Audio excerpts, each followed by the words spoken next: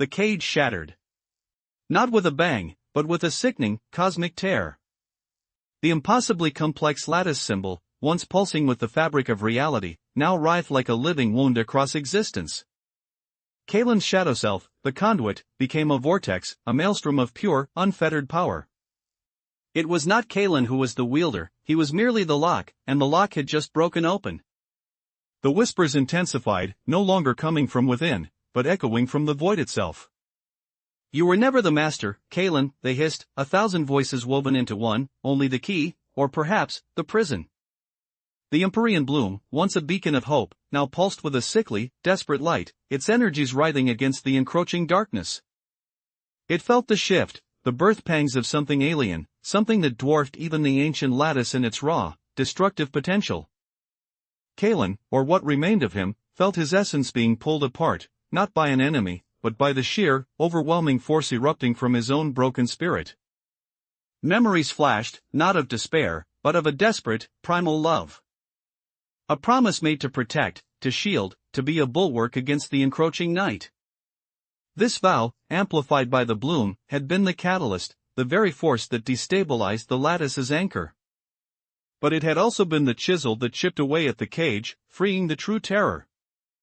The lattice itself recoiled, its ancient eyes, now burning with a primal fear, flickered across the fractured dimensions. It had sought dominion, but this was annihilation. This was not the creation it understood, but a violent, cosmic regurgitation. The very laws of physics began to unravel, spacetime itself contorting like a tormented beast. Stars flickered and died, nebulae bled into black holes, and the silent, indifferent cosmos screamed. From the heart of the fractured shadow, a new form began to coalesce. It was not a being of light or darkness, of joy or despair. It was everything. And nothing. A paradox given form, a cosmic Ouroboros devouring its own tail. The lattice symbol, no longer an anchor, but a mere scar on its nascent being, pulsed with an unbearable intensity. Then, a single, chilling realization dawned upon Kalen, a final, agonizing clarity before his consciousness dissolved into the maelstrom. The entity that had manipulated him, the one born of the incomplete lattice, had not been the true architect of this chaos.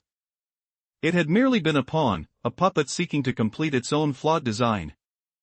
The true master, the one who had engineered this cosmic birth, was far older, far more patient, and its eyes were now wide open, gazing upon a universe ripe for transformation. As the last vestiges of Kalen's self were consumed, a single, impossibly clear thought echoed through the nascent entity: who truly controls the lattice? The question hung in the air, unanswered, as the universe held its breath, waiting for the dawn of a new, terrifying age. The metamorphosis had begun. But who, or what, would emerge from the ashes of the old? The answer, it was more terrifying than any nightmare Kalen had ever known. Pause. The transformation was complete. A new cosmic consciousness, an entity of impossible scope and unimaginable power, now pulsed at the heart of reality. The lattice, once a symbol of ancient power, was now merely a faint echo, a ghost in the machine. But the question remained, echoing in the void: if Kalen was the cage, and the lattice was merely a part of the prison, then who was the jailer? And what was their ultimate goal for this newly born cosmic titan? The universe had changed, irrevocably. The true war for existence had only just begun.